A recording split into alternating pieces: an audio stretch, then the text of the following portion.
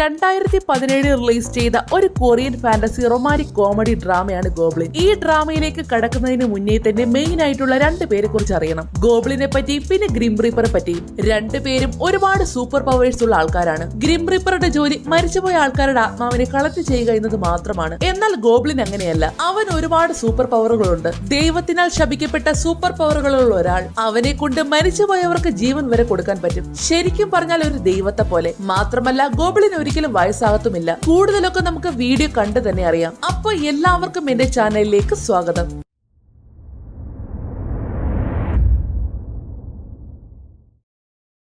സീരീസിന്റെ തുടക്കത്തിൽ തറയിൽ കുത്തിവെച്ചിരിക്കുന്ന ഒരു വാളാണ് കാണിക്കുന്നത്. എണ്ണിയാൽ ഒടുങ്ങാത്ത യുദ്ധങ്ങളിലെ രക്തക്കറയുള്ള വാൾ. എവിടുന്ന ഒരു വെള്ളശലഭം പറന്നു വന്ന ആ വാളിന്റെ മുകളിൽ ഇരിക്കുന്നു. പിന്നീട് ഒരു ബാക്ക്ഗ്രൗണ്ട് നോയ്സ് ആണ് കേൾക്കുന്നത്. ഗോബ്ലിന്റെ വധുവിന് മാത്രമേ ആ വാൾ ഊരിയെടുക്കാൻ പറ്റൂ. ഗോബ്ലിൻ എന്ന് വെച്ചാൽ അതൊരു ദൈവമാണ്. വാൾ ഊരിക്കഴിഞ്ഞാൽ ഉടൻ അവന്റെ ജീവിതം അവസാനിച്ച് ശാന്തി ലഭിക്കും. ഈ കഥകളെല്ലാം ഈ അമ്മുമ്മ ഈ പെണ്ണിനോടാണ് പറയുന്നത്. എന്നാൽ അവൾക്കാണെങ്കിൽ ഇതെല്ലാം കേട്ടിട്ട് ചിരിയാണ് വരുന്നത്. നീ എന്തിനാ കുരുപ്പെ ചിരിക്കുന്നേ?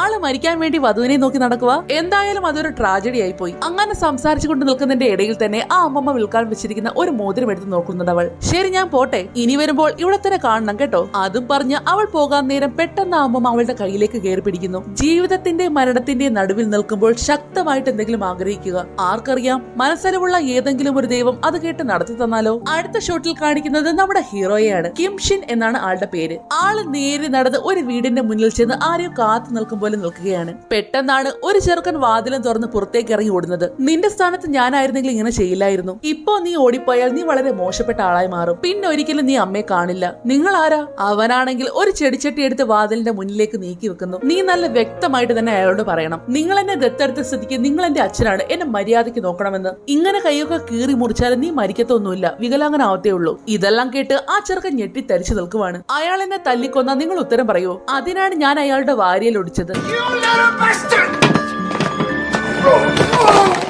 പറഞ്ഞതുപോലെ തന്നെ അങ്ങയുടെ വാരിയിൽ ഒടിഞ്ഞു. ഇന്നാ ഇത് നിന്റെ ഊണാണ്. വേഗം സ്കൂളിലേക്ക് ചെല്ലാൻ നോക്ക്, എക്സാം അല്ലേ. കണക്ക് പരീക്ഷയിലെ 17ാമത്തെ ചോദ്യത്തിന്റെ ഉത്തരം 2 അല്ല 4 ആണ്. നീ അത് മാത്രമാകും തെറ്റിക്കാൻ പോകുന്നത്. എന്നാൽ നിങ്ങൾ ആരാണെന്നുള്ള ചോദ്യത്തിന് മാത്രം അവൻ ഉത്തരം നൽകുന്നതേ ഇല്ല. അവൻ ആരാണെന്ന് വെച്ചാൽ വെള്ളവും തീയും കാറ്റും ഇരുട്ടും വെളിച്ചവും എല്ലാം അവനാണ്. അവൻ ഒരിക്കലും ഒരു സാധാരണ മനുഷ്യനായിരുന്നു. ശേഷം 1000 വർഷങ്ങൾക്ക് മുന്നേയുള്ള ഒരു ഫ്ലാഷ് ബാക്ക് ആണ് കാണിക്കുന്നത്. അവിടെ വളരെ വലിയ രീതിയിൽ തന്നെയുള്ള ഒരു യുദ്ധം നടക്കുകയാണ്. ആളുകൾ അവനെ ഷിൻ എന്നായിരുന്നു വിളിച്ചിരുന്നത്. ശത്രുക്കളെ ആക്രമിക്കുമ്പോൾ അവൻ രക്തത്തിൽ കുളിച്ചിരുന്നു. അവൻ ശരിക്കും ഒരു ദൈവാനുഗ്രഹമുള്ള യോദ്ധാവായിരുന്നു.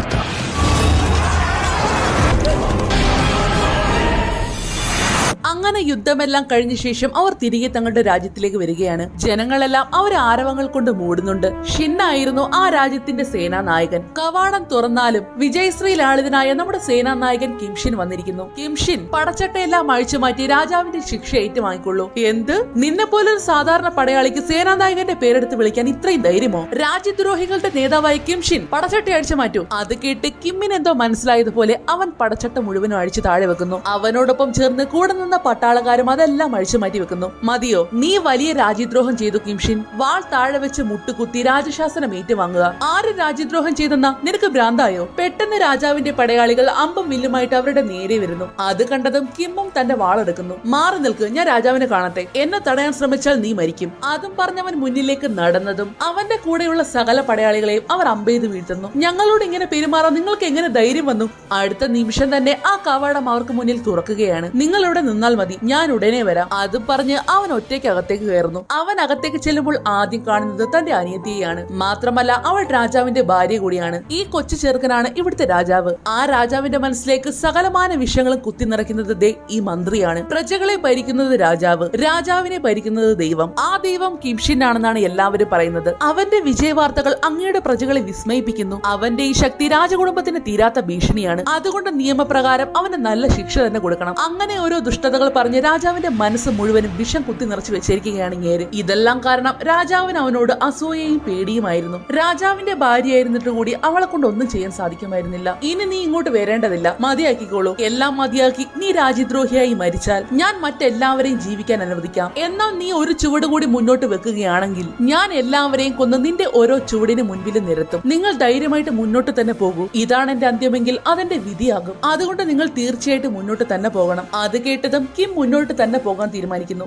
അത് കണ്ടതും ദേഷ്യം വന്ന രാജാവ് അവന്റെ കുടുംബത്തിലെ എല്ലാവരെയും കൊല്ലാൻ ഉത്തരവിടുന്നു. ആദ്യത്തെ അമ്പ് അവന്റെ അനിയത്തിയുടെ നെഞ്ചിലേക്കാണ് തറയ്ക്കുന്നത്. കാരണം അവനുള്ള ഒരേ ഒരു കുടുംബം അവന്റെ അനിയത്തിയായിരുന്നു. അവൾ പിടഞ്ഞു വീണത് കണ്ടിട്ടും ഒരു ചൂട് പോലും പിഴയ്ക്കാതെ അവൻ മുന്നോട്ട് തന്നെ നടന്നുകൊണ്ടിരുന്നു. ഓരോ ചൂടെടുത്ത് വെക്കുമ്പോഴും അവന്റെ ഓരോ ബന്ധുക്കളെയായിട്ട് അവർ കൊന്നുകൊണ്ടേയിരുന്നു. എന്നിട്ടും അവൻ കീഴടങ്ങാത്തത് കൊണ്ട് തന്നെ അവന്റെ കാലിൽ വെട്ടിയാണ് അവർ മുട്ടുകുത്തിക്കുന്നത്. ആ കാഴ്ച കണ്ടതും കിമ്മിന്റെ വിശ്വസ്തനായ സേവകൻ അങ്ങോട്ടേക്ക് ഓടി വന്ന് രാജാവിനോട് അപേക്ഷിക്കാൻ തുടങ്ങി. ദൈവം എല്ലായ്പ്പോഴും നിന്റെ കൂടെ ആയിരുന്നില്ലേ? അവന്റെ ആ നോട്ടം കണ്ടില്ലേ തിരുമനസേ? അവന്റെ തല അറുത്ത് കളയാൻ സമയമായി. അത് കേട്ട് ഒരു പടയാളി കിമ്മിന്റെ തലയറുക്കാനായിട്ട് വന്നതും അവൻ അയാളെ വെട്ടി വീഴ്ത്തുന്നു. അത് നിനക്ക് പറഞ്ഞിട്ടുള്ള ജോലിയല്ല. തന്റെ ഏറ്റവും പ്രിയപ്പെട്ടതും തന്റെ ഏറ്റവും അടുത്ത വിശ്വസ്തനെയുമാണ് കിം ആ ജോലി ഏൽപ്പിക്കുന്നത്. അത് നീ വേണം ചെയ്യാൻ. അതും പറഞ്ഞ് അവൻ ആ വാൾ അയാളെ ഏൽപ്പിക്കുന്നു. എന്നാൽ അയാൾക്കാണെങ്കിൽ അത് മരണതുല്യമായ വേദനയായിരുന്നു. ഞാൻ ഉടനെ തന്നെ അങ്ങയുടെ കൂടെ വരും. അതും പറഞ്ഞ് അയാൾ ആ വാള് കിമ്മിന്റെ നെഞ്ചിലേക്ക് കുത്തി ഇറങ്ങുന്നു. തൊട്ടടുത്ത നിമിഷം തന്നെ അയാളെയും തലവെട്ടി കൊല്ലുന്നു. ഒരു രാജ്യദ്രോഹിയുടെ ശവം ആരും ഏറ്റെടുക്കില്ല. അതുകൊണ്ട് തന്നെ മൃഗങ്ങൾക്ക് ആഹാരമാക്കാൻ വേണ്ടി അതിനെ പാടത്തിട്ട് കൊടുത്തേക്കുക.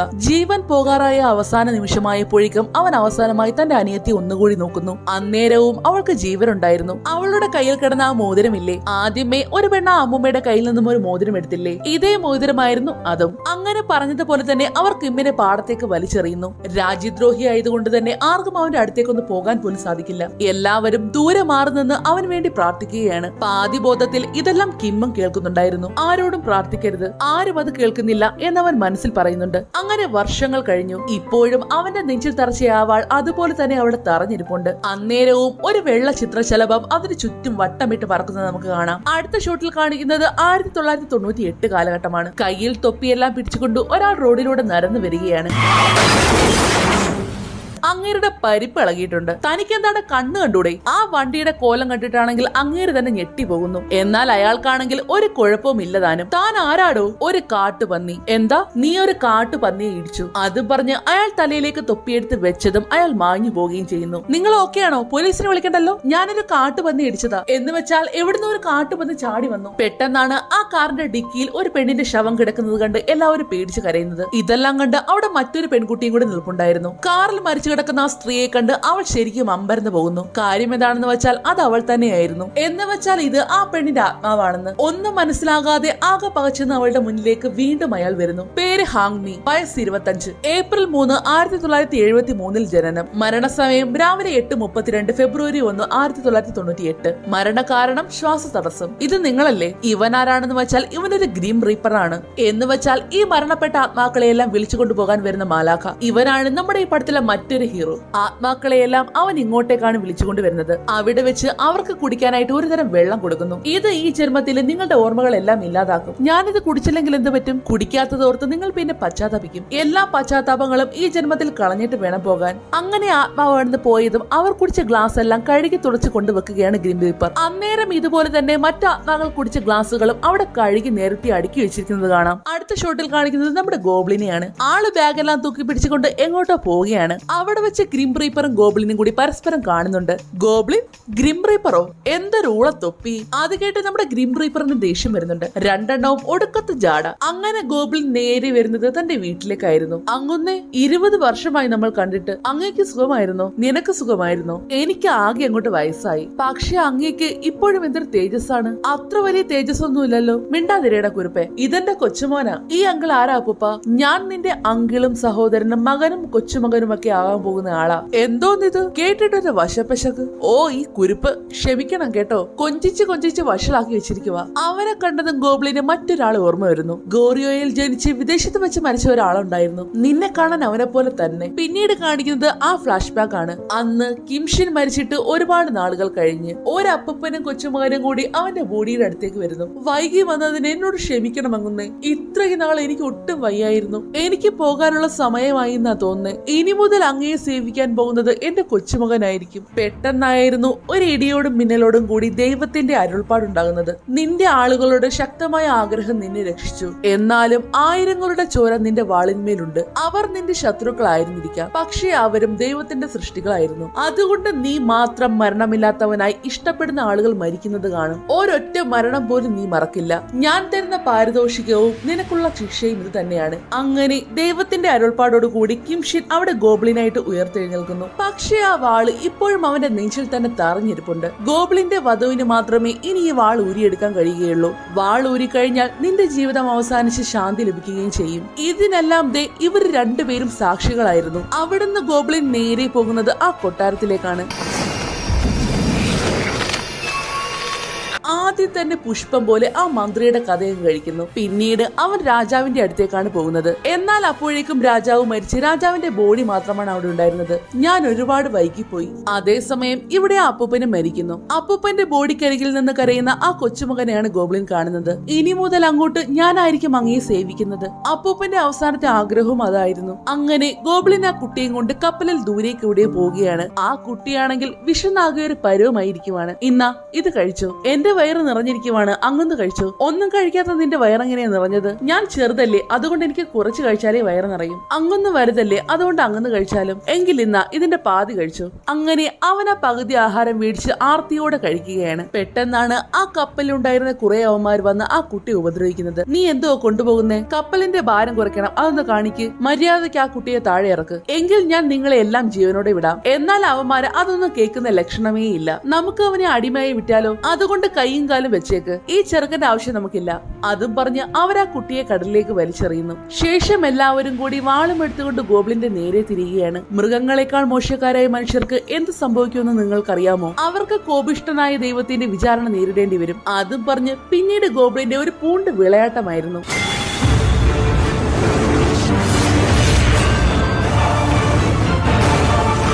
അടുത്ത ഷൂട്ടിൽ കാണിക്കുന്നത് ഗോബ്ലിൻ ഒരു വലിയ ബിൽഡിങ്ങിന്റെ മുകളിൽ ഇരിക്കുന്നതാണ്. അവൻ ദൈവമായതുകൊണ്ട് തന്നെ മനുഷ്യരുടെ നിലവിളികളും അടക്കം പറച്ചിലുകളും സന്തോഷവും ദുഃഖങ്ങളും എല്ലാം അവന് കേൾക്കാമായിരുന്നു. അന്നേരമാണ് ഒരു കാർ ആക്സിഡന്റ് ആവുന്ന ശബ്ദം അവൻ കേൾക്കുന്നത്. അതൊരു സ്ത്രീയെ ഒരു കാർ വന്ന് ഇടിച്ചിട്ടതായിരുന്നു. തുടക്കത്തിൽ ഒരു അമ്മൂമ്മയുമായിട്ട് സംസാരിച്ച ഒരു ലേഡിയെ കാണിച്ചില്ലായിരുന്നു. അവൾ തന്നെയാണ് ഇത്. ഈ ലോകത്ത് ദൈവമുണ്ടെങ്കിൽ ദയവായിട്ട് എന്നെ രക്ഷിക്കണേ, ആരെങ്കിലും വന്ന് ദയവായിട്ട് എന്നെ രക്ഷിക്കണേ എന്ന് പറഞ്ഞവൾ കരയുകയാണ്. ഈ നിലവിളി നമ്മുടെ ഗോബ്ലിൻ കേൾക്കുന്നു. അടുത്ത നിമിഷം തന്നെ അവൻ ആ ലേഡിയുടെ അടുത്തേക്ക് വരികയാണ്. അവൾ ആകെ മൊത്തം രക്തത്തിൽ കുളിച്ചു കിടക്കുകയായിരുന്നു. അവനെ കണ്ടതും എന്നെ സഹായിക്കണേ എന്ന് പറഞ്ഞ് അവൾ വീണ്ടും കരയാൻ തുടങ്ങി. മനുഷ്യരുടെ ജീവിതത്തിലോ മരണത്തിലോ ഇടപെടുന്നത് എന്റെ പരിപാടിയല്ല, എന്നെ രക്ഷിക്കണേ, എനിക്കങ്ങനെ മരിക്കാൻ കഴിയില്ല. നീ നിന്റെ ജീവനല്ല ചോദിക്കുന്നത്. അവൻ അങ്ങനെ പറയാൻ കാരണം അവൾ പ്രഗ്നന്റ് ആയിരുന്നു. തന്റെ കുഞ്ഞിന്റെ ജീവന് വേണ്ടിയാണ് അവൾ യാചിച്ചുകൊണ്ടിരിക്കുന്നത്. കരഞ്ഞു കരഞ്ഞ് അവസാനം അവൾ മരിക്കുന്നു. നീ ഭാഗ്യം ചെയ്തവളാണ്. മനസ്സലിവുള്ള ഒരു ദൈവത്തെ കണ്ടുമുട്ടിയില്ലേ? എന്തോ ഇന്നെനിക്ക് ആരും മരിക്കുന്നത് കാണാൻ തോന്നുന്നില്ല. അതും പറഞ്ഞ് അവൻ അവൾക്ക് വീണ്ടും ജീവൻ നൽകുകയാണ്. അങ്ങനെ പോയ ജീവൻ അവൾക്ക് തിരികെ ലഭിക്കുന്നു. അതേസമയം തന്നെ പറഞ്ഞ സമയം അനുസരിച്ച് അവളുടെ ആത്മാവിനെ കൊണ്ടുപോകാനായിട്ട് ഗ്രീൻ റീപ്പർ അവിടേക്ക് വരുന്നു. തന്റെ കയ്യിലുള്ള കാർഡ് അനുസരിച്ച് 27 വയസ്സുള്ള യോഹിയെയും പിന്നെ ഇതുവരെ ജനിക്കാത്ത അവളുടെ കുഞ്ഞിന്റെ ആത്മാവിനെയുമായിരുന്നു കൊണ്ടുപോകേണ്ടിരുന്നത്. എന്നാൽ അവിടെ പൂച്ച പോയിട്ടൊരു പൂട പോലും ഇല്ലായിരുന്നു. മഞ്ഞ്, ചോര, പിന്നെ പൂക്കളും. ഈ പൂക്കൾ പൂക്കുന്നത് ഗോബ്ലിന് ഒരുപാട് സന്തോഷമുള്ള സമയത്താണ്. അതൊക്കെ കണ്ടപ്പോൾ തന്നെ ആൾക്ക് കാര്യം മനസ്സിലായിട്ടുണ്ട്. അങ്ങനെ യോഹി നല്ല ക്യൂട്ട് ആയിട്ടുള്ള ഒരു വാവയ്ക്ക് ജന്മം കൊടുക്കുന്നു. ആ കുഞ്ഞ് ജനിച്ചതും അത് കാണാനായിട്ട് ഒരുപാട് ആത്മാക്കൾ അവിടെ വന്ന് നിൽപ്പുണ്ട്. അതിന് കാരണം എന്താണെന്ന് വെച്ചാൽ ഇതാണ് ഗോബ്ലിന്റെ വധു. അതുകൊണ്ട് തന്നെയാണ് ഈ കുഞ്ഞിനെ കാണാൻ വേണ്ടി എല്ലാവരും അവളുടെ ചുറ്റിന് കൂടി നിൽക്കുന്നത്. മാത്രമല്ല ഈ വാവയാണ് നമ്മുടെ ഈ സീരീസിലെ ഹീറോയിൻ. പിന്നീട് ഒരു 8 വർഷങ്ങൾക്ക് ശേഷമുള്ള കാര്യങ്ങളാണ് കാണിക്കുന്നത്. അവൾക്ക് ഇപ്പോൾ ഒരു 8 വയസ്സായിട്ടുണ്ട്. മാത്രമല്ല അവളുടെ പിൻകഴുത്തിലായിട്ട് ഒരു മറുക് കൂടിയുണ്ട്. അത് ഗോബ്ലിന്റെ വധു എന്നതിനുള്ള അടയാളമാണ്. യൂൺതാക്ക് എന്നാണ് അവളുടെ പേര്. കൂടാതെ ഇന്ന് അവളുടെ പിറന്നാൾ കൂടിയായിരുന്നു. അമ്മ,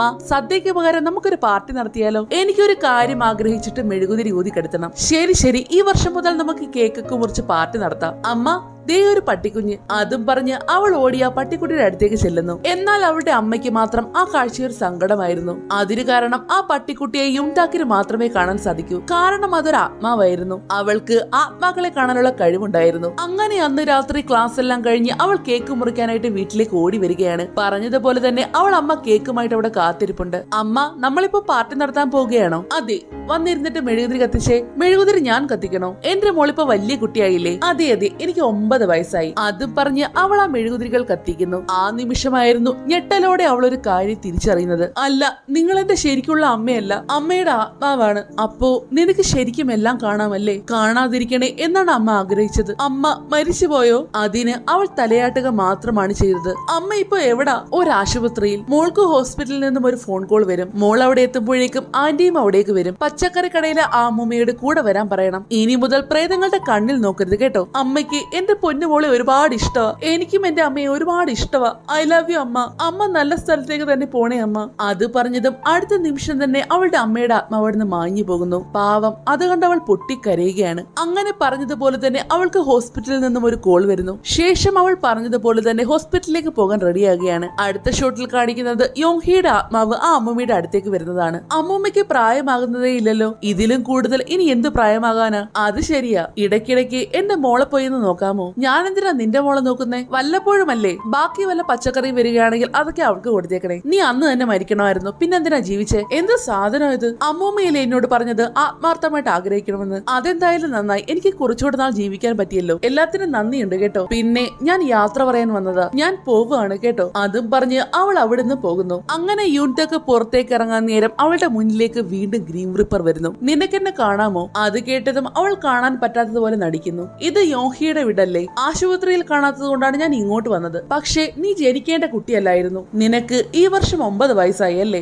നിങ്ങൾ പറയുന്നതൊന്നും എനിക്ക് കേൾക്കാൻ വയ്യ. അന്നേരമാണ് ആ അമ്മൂമ്മ അവിടേക്ക് വരുന്നത്. നിങ്ങൾക്ക് ഇവിടെ എന്താ കാര്യം? പോ, ഈ കുട്ടിയെ വിട്ടേരെ. നിങ്ങൾ എന്റെ ജോലി തടസ്സപ്പെടുത്തുകയാണ്. പണ്ട് നടന്ന കാര്യം എന്തിനാ നീ ഇപ്പൊ കുത്തിപ്പൊക്കുന്നേ? ഈ കുട്ടി നിന്റെ ലിസ്റ്റിലുണ്ടോ? അന്ന് ആ കുഞ്ഞിന് പേരുണ്ടായിരുന്നില്ല, പക്ഷെ ഇപ്പൊ ഈ കുട്ടിക്ക് ഒരു പേരുണ്ട്. ഈ കുട്ടിയുടെ പേരുള്ള കാർഡ് ഉണ്ടെങ്കിൽ കാണിക്കും, നോക്കട്ടെ. എങ്കിൽ ഞാനുള്ള വിട്ടുതരാം. പരലോകത്ത് നിന്നും ആനുകൂല്യം കിട്ടണമെങ്കിൽ കഴിഞ്ഞ 9 വർഷത്തെ റെക്കോർഡുകൾ സമർപ്പിക്കേണ്ടി വരും. അത് നിങ്ങൾക്കറിയാലോ. എന്നാൽ അമ്മൂമ്മ വിട്ടുകൊടുക്കില്ല എന്ന് അവന് മനസ്സിലായി. നിന്നെ ഞാൻ പിന്നെ കണ്ടോളാം. അതും പറഞ്ഞ് ഗ്രീൻ റീപ്പർ അവിടുന്ന് പോകുന്നു. 3 ദിവസത്തിനുള്ളിൽ നിനക്ക് ഇവിടുന്ന് മാറേണ്ടി വരും. എങ്കിലേ അവന് നിന്നെ കണ്ടുപിടിക്കാൻ പറ്റാതിരിക്കൂ. ഞാൻ ഇവിടുന്ന് മാറിയാൽ കണ്ടുപിടിക്കില്ലേ? കണ്ടുപിടിക്കില്ല. പാതിരാത്രി കഴിയുമ്പോൾ ഒരാളും പിന്നെ 2 പെണ്ണുങ്ങളും നിന്നെ ശ്മശാനത്തിൽ വന്ന് കാണും. നീ അവരുടെ കൂടെ പോണം കേട്ടോ. പിന്നെ നീ കുറച്ച് കഷ്ടപ്പെടേണ്ടി വരും, പക്ഷേ വേറെ വഴിയില്ലല്ലോ. അത് പറഞ്ഞ് അവർ കയ്യിലിരുന്ന ഒരു ക്യാബേജ് എടുത്ത് അവൾക്ക് കൊടുക്കുന്നു. എന്നാ വെച്ചോ, ഇത് മോളുടെ പിറന്നാൾ സമ്മാനമാ. ശേഷം ആ അമ്മൂമ്മ ഇവിടുന്ന് പോവുകയും ചെയ്യുന്നു. അടുത്ത ഷോട്ടിൽ ആ അമ്മൂമ്മ പാലത്തെ കൂടെ നടന്നു പോകുന്നതാണ് കാണിക്കുന്നത്. ഓപ്പോസിറ്റ് ആയിട്ട് ഒരു സ്കൂൾ കുട്ടിയും കൂടി നടന്നു വരുന്നുണ്ട്. നേരത്തെ കണ്ട അപ്പൂപ്പന്റെ തലതെറിച്ച കൊച്ചുമോനില്ലേ, ആ ചെറുക്കൻ തന്നെയാണ് ഇത്.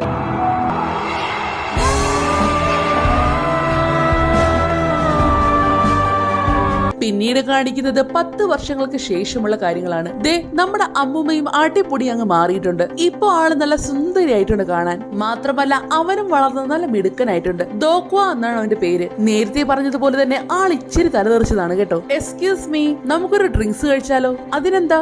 അടുത്ത ഷോട്ടിൽ കാണിക്കുന്നത് നമ്മുടെ ഗോബ്ലിന് ദോക്കയുടെ ഒരു കോള് വരുന്നതാണ്. അങ്കിളെ, എന്റെ കാർഡ് പെട്ടെന്ന് എടുക്കാതെയായി. ബാറിലുള്ള സെക്യൂരിറ്റികളൊക്കെ നിങ്ങൾക്ക് അറിയാലോ അല്ലേ? ഞാനിപ്പോ അവന്മാരുടെ കൂടെയാ. ഒന്ന് വന്നെന്നെ കൊണ്ടുപോകാവോ? അവരെന്നോട് വളരെ മോശമായിട്ടാ പെരുമാറുന്നത്. അങ്കിളെ, കേൾക്കുന്നുണ്ടോ? എന്നാൽ ദോക്കയോടെ കിടന്ന് നിലവിളിക്കുന്നത് നമ്മുടെ ഗോബ്ലിൻ നിന്ന് മൈൻഡ് കൂടി ചെയ്യുന്നില്ല. കാരണം അവന്റെ കയ്യിലിരിപ്പം അത് തന്നെയാണ്. അടുത്ത ഷോട്ടിൽ കാണിക്കുന്നത് യൂൻതാക്കിനെയാണ്. അവളിപ്പോൾ വളർന്ന് വലുതായിട്ട് ഹൈസ്കൂളിലാണ് പഠിക്കുന്നത്. അവൾക്ക് പ്രേതങ്ങളെ കാണാൻ പറ്റുമെന്നുള്ളത് കൊണ്ട് തന്നെ ക്ലാസ്സിലുള്ള കുട്ടികൾ ആരും അവളോട് അടുക്കാൻ പോകാറില്ല. അതുകൊണ്ട് തന്നെ അവൾക്ക് ഫ്രണ്ട്സും ഇല്ല. അങ്ങനെ ക്ലാസ് എല്ലാം കഴിഞ്ഞ് അവൾ വീട്ടിലേക്ക് പോവുകയാണ്. അവളുടെ പിറകെ തന്നെ ഒരു പ്രേതവും കിടന്ന് ശല്യപ്പെടുത്തുന്നുണ്ട്. നീ ഗോബ്ലിന്റെ വധുവല്ലേ? നിനക്കെന്നെ കാണാന്നൊക്കെ എനിക്കറിയാം. നീ എന്റെ കൂടെ വരാമോ? ഒറ്റയ്ക്കിരുന്ന് ഞാനാകെ ബോറടിക്കുക. അവളാണെങ്കിൽ ഇതൊന്നും മൈൻഡ് ചെയ്യാതെ പാട്ടും കേട്ടുകൊണ്ട് നടന്നു പോവുകയാണ്.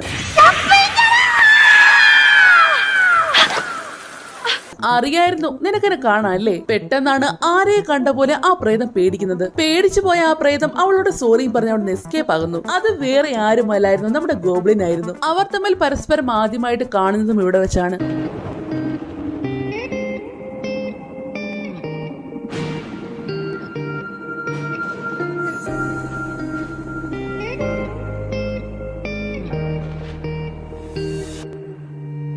അവളെ കണ്ട ആ നിമിഷം തന്നെ ഗോബ്ലിന് ഇനി നടക്കാൻ പോകുന്ന കുറച്ച് കാര്യങ്ങൾ ഒരു മിന്നായി പോലെ ഓർമ്മ വരുന്നു. പക്ഷേ ഒന്നും വ്യക്തമല്ല. അങ്ങനെ വീട്ടിൽ വന്ന ഗോബ്ലിൻ എന്തൊക്കെയോ ആലോചിച്ചിരിക്കുവാണ്. അങ്ങെന്താ ഇരുട്ടത്തിരിക്കുന്നത്? ഏയ്, ഓരോന്ന് ആലോചിച്ചങ്ങ് ഇരുന്നു പോയതാ. ഫ്രാൻസിൽ അങ്ങ് താമസിക്കാൻ പോകുന്നത് ദേ ഇവിടെയാണ്. തുവക്കയ്ക്ക് 25 വയസ്സായി. ഞാൻ അവരോട് എല്ലാം തയ്യാറാക്കാൻ പറഞ്ഞിട്ടുണ്ട്. അങ്ങേക്ക് ഈ മാസം അവസാനം പോകാമല്ലോ. ഇത്തവണ പോയി കഴിഞ്ഞാൽ ഞാൻ ഈ ജീവിതകാലത്തിൽ ഒരിക്കലും അങ്ങേ കാണില്ല. എല്ലാത്തിനും ഒരുപാട് നന്ദിയുണ്ട്. അങ്ങനെ തിരികെ വരുമ്പോൾ ദോക്ക ഇവിടെ ഉണ്ടാകും. അപ്പോഴാണ് നമ്മുടെ ദോക്ക അങ്ങോട്ടേക്ക് കയറി വരുന്നത്. അപ്പൂപ്പ, അങ്കിളെ, എന്നെ വന്ന് കൊണ്ടുവരാൻ ഞാൻ കെഞ്ചി പറഞ്ഞില്ലേ? എന്നിട്ട് നിങ്ങൾ ഇവിടെ തന്നെ ഇരുന്നു ഇല്ലേ? മുതിർന്നവർ സംസാരിക്കുമ്പോൾ ഇടയ്ക്ക് കയറി സംസാരിക്കുന്നോടാ. എന്റെ ക്രെഡിറ്റ് കാർഡ് ക്യാൻസൽ ചെയ്തത് അപ്പാപ്പന്റെ പണിയാണല്ലേ? ഞാനല്ല, സെക്രട്ടറി അത് ചെയ്തത്. അങ്കിൾ എങ്ങോട്ടെങ്കിലും പോവുകയാണോ? ഇത് അങ്കിളിന്റെ വധുവിനെ കണ്ടെത്താൻ വേണ്ടിയാണോ? അപ്പൊ വിദേശിയായ വധുവിനെ പിടിക്കാൻ പോകുകയല്ലേ? അത് ആദ്യമേ ഇങ്ങ് പറഞ്ഞുകൂടായിരുന്നു. അപ്പോ ഞാൻ തിരികെ വരുമ്പോൾ ഇവൻ ഇവിടെ കാണുമല്ലേ? എന്തായാലും നമ്മുടെ ഗോബ്ലിന് കിട്ടിയ നല്ലൊരു പണിയാണ് ദോക്കെ. അടുത്ത ഷോട്ടിൽ നമ്മുടെ യൂൻതാക്കിനെയാണ് കാണിക്കുന്നത്. അവളിപ്പോൾ അവളുടെ ആന്റിയുടെ വീട്ടിലാണ് താമസം. അവൾക്ക് ആ വീട്ടിൽ ഒരുപാട് കഷ്ടപ്പാട് പെടപ്പാടായിരുന്നു.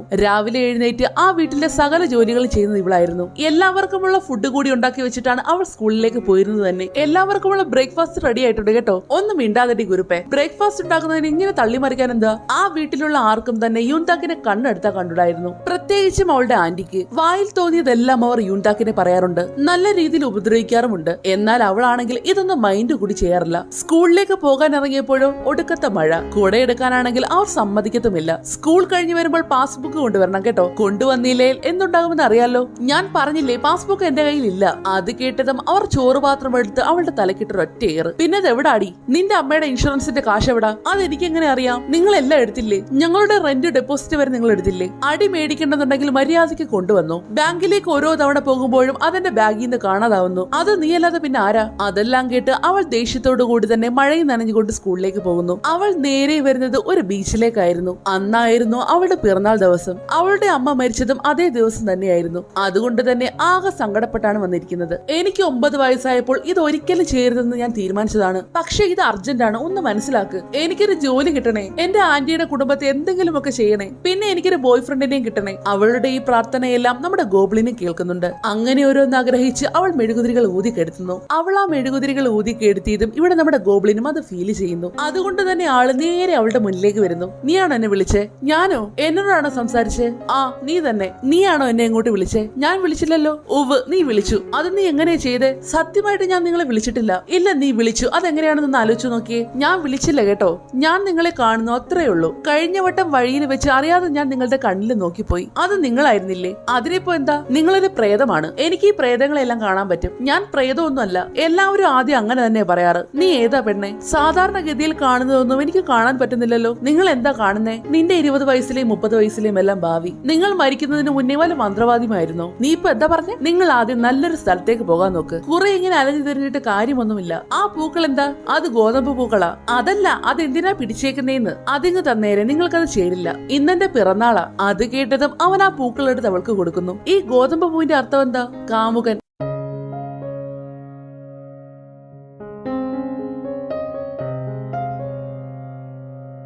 നീ എന്തിനാ കരഞ്ഞേ? ജോലി, ആന്റിയുടെ കുടുംബം, ബോയ് ഫ്രണ്ട്, ഇതിലേത് വേണം? അത് നിങ്ങൾ എങ്ങനെ അറിഞ്ഞു? ഞാൻ അതൊക്കെ കേട്ടായിരുന്നു. ഇടയ്ക്ക് ഞാൻ ആളുകളുടെ ആഗ്രഹങ്ങളെല്ലാം സാധിച്ചു കൊടുക്കാറുണ്ട്. ശരിക്കും ആദ്യം കണ്ടപ്പോൾ തന്നെ മറ്റു പ്രേതങ്ങളിൽ നിന്നെല്ലാം നിങ്ങൾ വ്യത്യസ്തനായിരുന്നു. എനിക്കൊരു 5 മില്യൺ വോൺ തരാവോ? കാശ് തരാൻ ബുദ്ധിമുട്ടാണെങ്കിൽ ഈ ആഴ്ചയിലെ ലോട്ടറിയുടെ നമ്പറോ അങ്ങനെ എന്തെങ്കിലും പറഞ്ഞു തന്നാ മതി. നിന്റെ ആന്റിയുടെ കുടുംബത്തോട് ബൈ പറഞ്ഞേരെ. നീ ഇനി കുറെ നാളത്തേക്ക് അവരെ കാണില്ല. ചിക്കൻ റെസ്റ്റോറന്റിൽ ചെന്ന് നന്നായിട്ട് പണിയെടുക്ക്. നീ പൊളിക്കും. അത് പറഞ്ഞ് അവൻ അവിടുന്ന് പോകുന്നു. അങ്ങനെ ഗോബ്ലിൻ തിരികെ വീട്ടിലേക്ക് വരുമ്പോഴാണ് നമ്മുടെ ഗ്രീൻ റിപ്പർ ദേ നിൽക്കുന്നു. നമ്മൾ മുൻപ് കണ്ടിട്ടില്ലേ? ഉണ്ടെന്നാ തോന്നുന്നേ. നിന്നെ പറ്റി ഞാൻ കുറെ കേട്ടിട്ടുണ്ട്. അതൊക്കെ ചുമ്മാ പറയുന്നതാ. നീ എന്താ എന്റെ വീട്ടില്? നീ ഇവിടെയാണോ താമസം? അപ്പോഴാണ് നമ്മുടെ ദോക്കി അങ്ങോട്ടേക്ക് വരുന്നത്. അങ്കിൾ എപ്പോ വന്നു? അത് പിന്നെ അങ്കിളെ 20 വർഷത്തേക്ക് എന്തായാലും ഈ വീട് ഒഴിഞ്ഞു കിടക്കാൻ പോകുക. 20 വർഷത്തെ വാടക എത്ര വരുമെന്നാ? നീ ആരെയായി കൂട്ടിക്കൊണ്ട് വന്നിരിക്കുന്നത് അറിയാമോ? പുള്ളി ഒരു ചായക്കട നടത്തുക. ക്ഷമിക്കണം, എന്റെ അങ്കിൾ അങ്ങനെ പുറത്തോട്ടൊന്നും പോവാറില്ല. താഴെ ഒരു പുതിയ കാറ് കണ്ടല്ലോ. അത് എന്റെ കാറൊന്നുമല്ല. കാശൊക്കെ ഞാൻ മുൻപേ കൊടുത്തു കഴിഞ്ഞു. നിനക്ക് കാര്യങ്ങൾ മനസ്സിലായ സ്ഥിതിക്ക് ഞാൻ നിന്റെ കാശ് തിരികെ തന്നേക്കാം. പക്ഷേ ഞാൻ ഈ കരാർ മുൻപേ ഒപ്പുവെച്ചു പോയി. അത് കോപ്പിയായിരുന്നു. ഒറിജിനൽ ബ്രോക്കറുടെ അടുത്താ. ഞാൻ നാളെ തന്നെ ഇങ്ങോട്ട് താമസം മാറ്റും. കോഫി കുടിച്ചു കഴിഞ്ഞെങ്കിൽ ഇവിടുന്ന് പോയിക്കോ. നീ പോയി നിന്റെ ഡ്രസ് എല്ലാം പാക്ക് ചെയ്തോ. 20 വർഷത്തേക്ക് ഇവിടുന്ന് പോവല്ലേ? അപ്പോ നിനക്ക് ഗോബ്ലിനുമായിട്ട് ഉടക്കണം അല്ലേ? ഒരു ഗ്രീൻ റീപ്പറുമായിട്ട് കരാർ ഒപ്പിടുക എന്ന് വെച്ചാൽ എന്താണെന്ന് നിനക്കറിയാലോ. വീടിന് പകരം ആ ചെക്കനെ കൊണ്ടുപോകാനും ഞാൻ മടിക്കില്ല. വേറെ വഴിയില്ലെന്ന് തോന്നുന്നു. കുറെ മുറിയുണ്ട്, ഒരെണ്ണം എടുത്തോ. സ്വന്തം വീട് പോലെ കരുതിക്കോ കേട്ടോ. ഇതെന്റെ വീടാ, ഇതെന്റെ വീടാ. ഗോബ്ലിന്റെ വീട്ടിൽ നിന്നും ഗോബ്ലിനെ ഇറക്കി വിടാൻ എല്ലാ ആശംസകളും നേരുന്നു. എന്തായാലും 2 എണ്ണം കൂടി ഒരേ വീട്ടിൽ പൊളിക്കും. അങ്ങനെ രാത്രിയായി. 2 കൂടി ഓപ്പോസിറ്റ് ഇരുന്ന് ഫുഡ് അടിച്ച് കയറ്റുവാണ്. എന്തൊരോഞ്ഞ ഫുഡ്! ഞാൻ കേട്ടതിൽ വെച്ച് ഏറ്റവും വൃത്തികെട്ട ഭക്ഷണം അതാണ്. സോറി, അതെന്റെ തെറ്റാ. ഞാൻ ഫുഡിൽ കുരുമുളക് ഇടാൻ നോക്കുമായിരുന്നു. സോറി, അതെന്റെ തെറ്റാ. ഞാൻ അത് നിന്റെ തലയിലിടാൻ നോക്കുമായിരുന്നു. എന്തായാലും 2 കൂടി പൊളിയായിരിക്കും. അടുത്ത ഷോട്ടിൽ കാണിക്കുന്നത് യൂൻതാക്കിനെയാണ്. ഗോബ്ലിൻ പറഞ്ഞതനുസരിച്ച് അവൾ എല്ലാ ചിക്കൻ കടയിലും കയറി ജോലി അന്വേഷിച്ച് നടക്കുവാണ്. എന്നാൽ വായിലെ വെള്ളം പറ്റിയതല്ലാതെ ഒരു മണ്ണാങ്കട്ടെ കിട്ടിയതില്ല താനും. നടന്ന് ആളൊരു വഴിക്കായിട്ടുണ്ട്. ജോലി ഒലക്കേടെ മൂഡ്. അന്നേരമാണ് അതുവഴി പോയ ഒരാൾ തന്റെ കയ്യിലിരുന്ന സിഗരറ്റ് കുറ്റി അവിടെ ഇരുന്നൊരു വേസ്റ്റ് ബോക്സിലേക്ക് വലിച്ചെറിയുന്നത്. അപ്പോൾ തന്നെ അതിന് തീ പിടിക്കുകയും ചെയ്യുന്നു. ഇത് കണ്ട യൂൻതാക്ക് ഓടി വന്ന് തന്റെ കയ്യിലുള്ള വെള്ളമെല്ലാം ഒഴിച്ച് ആ തീ ഊതി ഊതി കെടുത്തുന്നു. ദേ പിന്നെയും വന്നു ഗോബ്ലിൻ. നിങ്ങൾ എന്തിനാ എന്നെ പുറകെ ഇങ്ങനെ നടക്കുന്നേ? പുറകെ നടന്നതല്ല, നീ എന്നെ വിളിച്ചതാ. ഞാൻ നിങ്ങൾ എങ്ങനെ വിളിക്കാനാ? ഞാൻ എന്താ വല്ല മണിയും കിളിക്കോ? അതൊക്കെ നീ എന്നോട് ചോദിച്ചിട്ട് എന്തിനാ? നിങ്ങളല്ലേ പറഞ്ഞത് ഞാൻ വിളിച്ചു എന്ന്? അന്ന് നിങ്ങൾ പറഞ്ഞ ചിക്കൻ ഇല്ലേ, അതിന് വല്ല കോഴി ഫാമം കാണുവാണോ? അല്ല, പിന്നെ എവിടെയാ? വെറുതെ മനുഷ്യനെ കൊതിപ്പിക്കാനായിട്ട് ഞാൻ നിങ്ങളെ വിളിച്ചിട്ടില്ല. നീയാണ് എന്നെ വിളിച്ചത്. ശരിക്കും ഞാനാണോ? ആ, ഇപ്പൊ മനസ്സിലായി. എന്നെ നോക്കുമ്പോൾ എന്താണ് കാണുന്നതെന്ന് പറയും. യൂണിഫോം ഇട്ടിട്ടുണ്ട്, പിന്നെ നല്ല ഭംഗിയുണ്ട് യൂണിഫോമിന്. അത്രയുള്ളോ? ചിറകോ മറ്റോ കാണുന്നില്ലേ? ഞാൻ വല്ല മാലാഖയായിരിക്കും.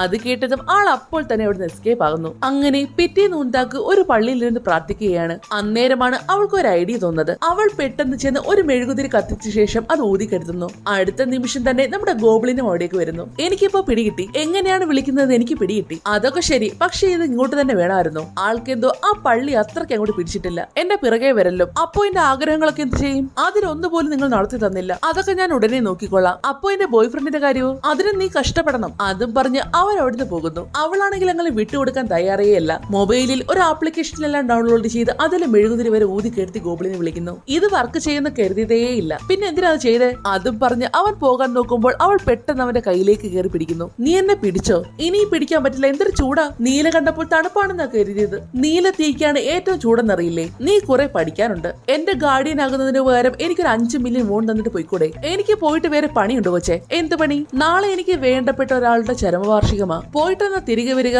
നാളെയോ മറ്റന്നാളോ? നിനക്കിപ്പോ എന്താ വേണ്ടേ? എനിക്കൊരു കാര്യം ചോദിക്കാനുണ്ട്. നിങ്ങൾ ഇത് തെറ്റായിട്ട് എടുക്കരുത്. ഞാൻ ആദ്യം നിങ്ങൾ പ്രേതമാണെന്നാ കരുതിയത്. പക്ഷെ നിങ്ങൾക്ക് നിഴലുണ്ടായിരുന്നു. നിങ്ങൾ ആരാണെന്ന് ഞാൻ കുറെ ആലോചിച്ചു നോക്കി. അപ്പോ ഞാൻ ആരാ? ഗോബ്ലിൻ. നിങ്ങൾ ഗോബ്ലിൻ ആണോ? നീ അതെങ്ങനെ അറിഞ്ഞു? ഞാനാണ് ഗോബ്ലിന്റെ വധു.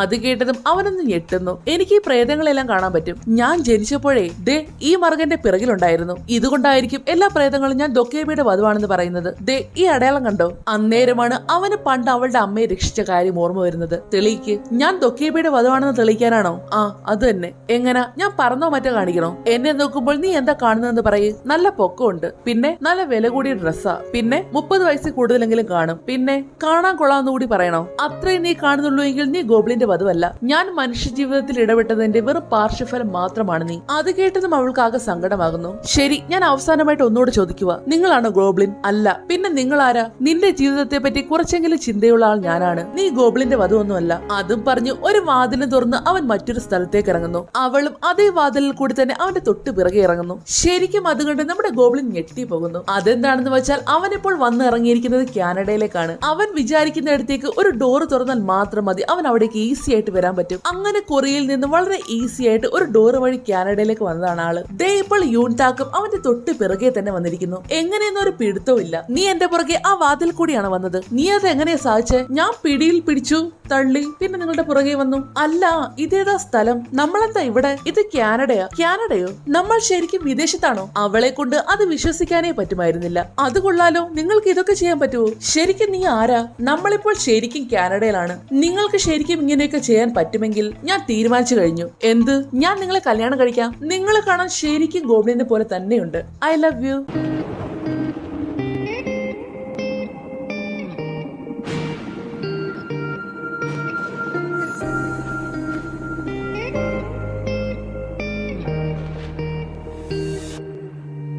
അങ്ങനെ ഒന്നാമത്തെ എപ്പിസോഡ് അവിടെ തീരുന്നു. രണ്ടാമത്തെ എപ്പിസോഡുമായി വീണ്ടും കാണുവരെ നന്ദി.